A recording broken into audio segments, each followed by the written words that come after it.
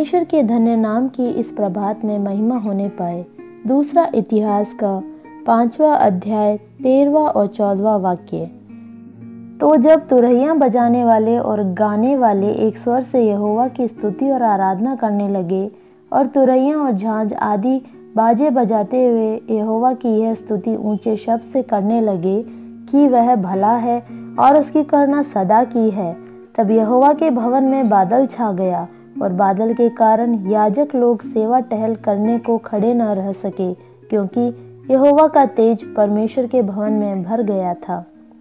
अनुग्रहित वचनों के आधार पर स्तुति से प्रकट होने वाला तेज विषय पर मनन करने में प्रभु हमारी सहायता करे। प्रभु का दास शलोमोन परमेश्वर के लिए उसने एक भवन बनाया।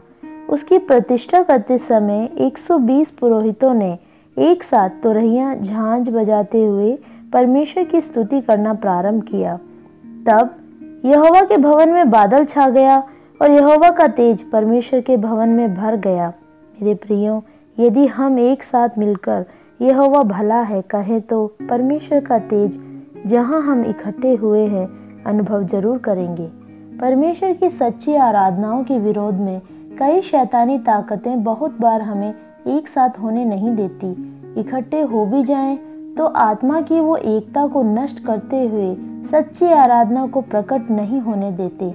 लेकिन किसी भी परिस्थिति में बिना हारे बिना थके आत्मा एकता में मसीह के स्नेह में हम एक दूसरे के साथ मिलकर परमेश्वर की स्तुति करें और स्तुति करने की वो आदत हम में हो।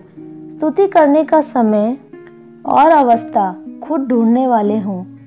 उमैया नामक जगह में सुसमाचार के कारण बहुत वर्ष जेल में बंद कुछ प्रभु के दासों में से रिचार्ड नामक प्रभु का दास अपने अनुभवों को कुछ इस तरह बताता है कि वर्षों से जब वे जेल में थे तो कौन सी तारीख है, कौन सा सप्ताह है, कौन सा महीना है, उनको यह भी पता नहीं रहता था।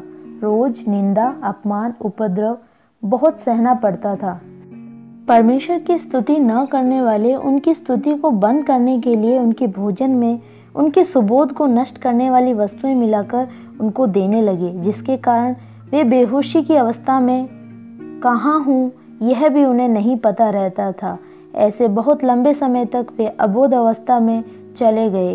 इस तरह की विपरीत परिस्थितियों में भी वे कहते हैं कि सप्ताह के एक दिन में एक अलग सी ताजगी उन्हें अनुभव होती थी। वे नहीं जानते ऐसी एक खुशी, आत्मा की भरपूरी उनके हृदय में भर जाती थी। तब वे परमेश्वर की स्तुति अपने आप करने लग जाते थे। जेल में जाने से पहले परमेश्वर की आराधनाओं में बिना रुके जाने की एक आदत के कारण जेल में जब दिन, सप्ताह, महीनों का भी बोध नहीं रहता था, तब भी वे उसी दिन परमेश्वर की आत्मा की वो उपस्थिति उन्हें अनुभव होती थी।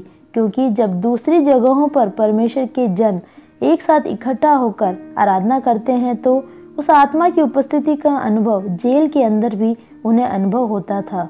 प्रियो, संसार के सारे सच्चे विश्वासी लोग जब आत्मा और सच्चाई में आराधना करते हैं तो जेल के अंदर जो भक्तों में भी उस आत्मा की उपस्थिति भर जाती है, तो उन्हें समझ आ जाता है कि यह रविवार का दिन है। प्रियो, हम हर रोज स्तुति और आराधना कर सकते हैं और करना भी है।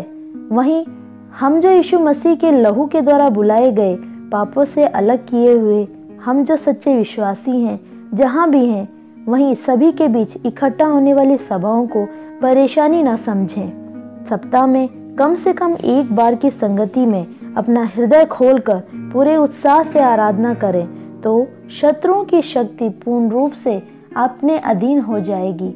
हम कहीं भी हों, जब हम स्तुति करते हैं तो प्रकट होने वाला एक प्रभु का तेज है। इस प्रकार की स्तुति से प्रकट हुआ तेज हमारे विलाप को नृत्य में बदल देता है, हमारे दुख को सुख में बदलता है, हमारी पराजय को जय में बदलता है।